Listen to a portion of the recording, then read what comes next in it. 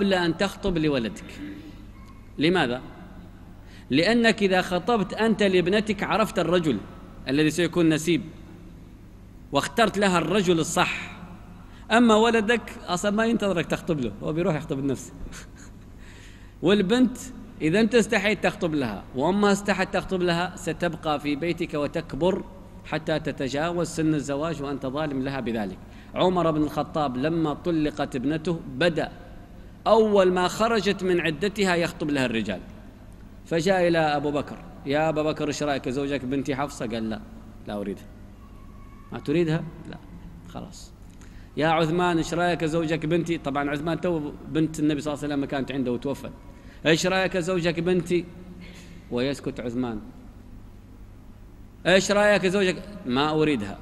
مرة واحدة زعل عمر، فجاء إلى النبي صلى الله عليه وسلم يشكي، أو أبو بكر وعثمان الاثنين، قال: يا رسول الله عرضت ابنتي على أبو بكر فأبى، وعرضته على عثمان فأبى، إيش أسوي فيهم ذول؟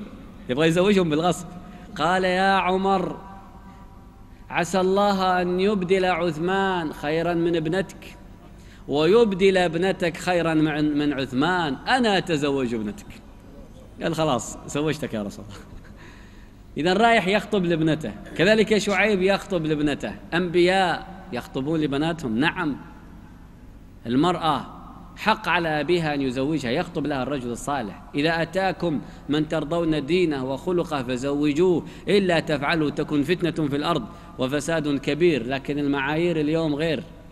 اليوم إذا أتاكم من عرفتم وظيفته ودخله وحسبه ونسبه وكان عنده بيت وفلة وسيارة فارهة وسواق وخدم وغير ذلك فزوجوه، إلا تفعلوا تبكي المرأة وتزعل عليكم.